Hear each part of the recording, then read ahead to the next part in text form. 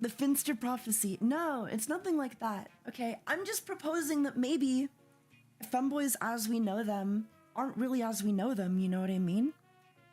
We've got this whole culture around femboys, but what is that culture really? You know? For example, Astolfo.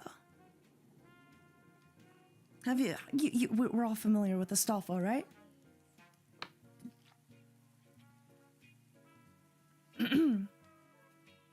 Yes, yes. Cute boys, yes. Now, Astolfo would be considered a femboy by most of us, I believe, you know?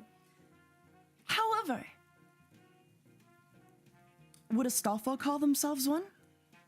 I don't think so. The culture, the time that Astolfo exists in, you know what I mean? The time that he was made, femboy culture as we know it didn't exist. So Astolfo in universe isn't a femboy, you know? You see what I'm saying? You see what I'm getting at? Astolfo would call himself Astolfo because that's his name. Exactly. Exactly. All right. Or Maria from Mariaholic. She's just a cross-dresser, you know what I mean? She's not a femboy. Femboy is really just a category we made up to categorize femboy characters. And the culture that we now know that we have around femboys exists in like a bubble. But that bubble doesn't really exist in the anime that we're inspired by. You know? Are you following along?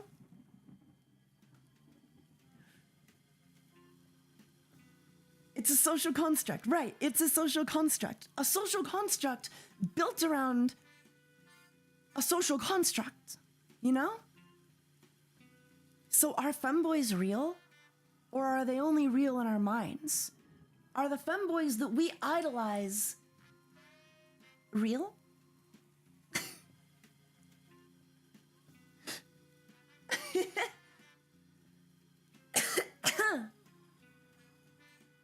You gotta follow me, bear with me a bit longer, okay?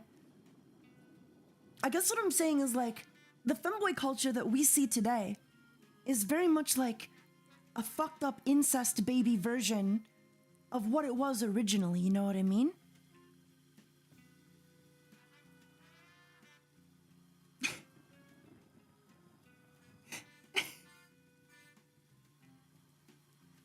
Is Taiga real? I'm real, but am I a femboy? Yes, or am I? What do you think, chat? Am I a femboy?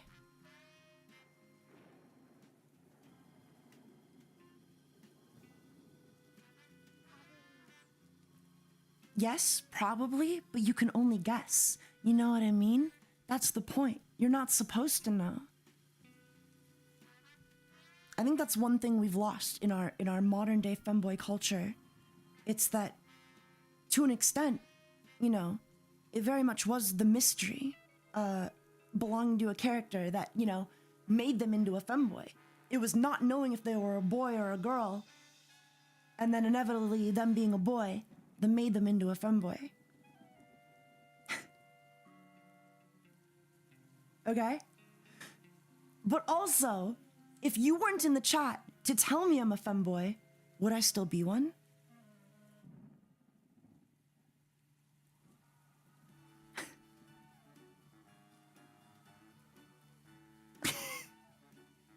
If a tree falls down in a forest and nobody's around to hear it, does it still make a sound? If a femboy is cross-dressing in their bedroom and nobody's around to call them a femboy, are they really a femboy? Or are they just cross-dressing in their bedroom? It really makes you think, huh?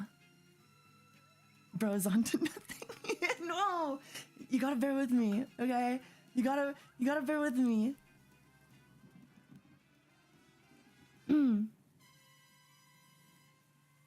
Taiga, I'm not drunk enough for this conversation. Well, that's your problem, okay? Because I pre-gamed.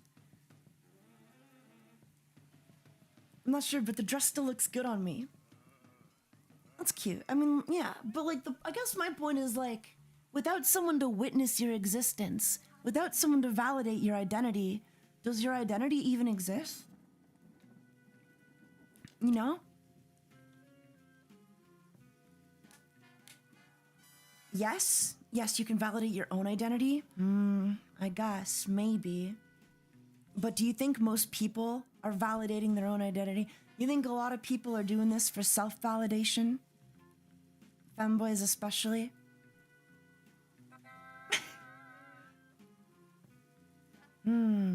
I don't know, it makes you think, doesn't it? It makes you think. Mind explode.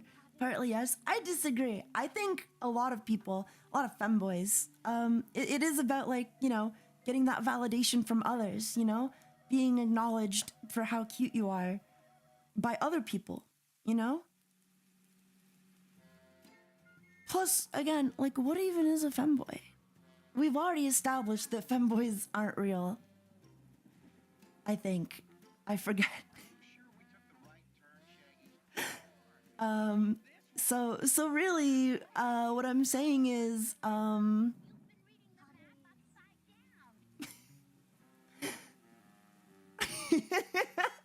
lost. I'm lost as well.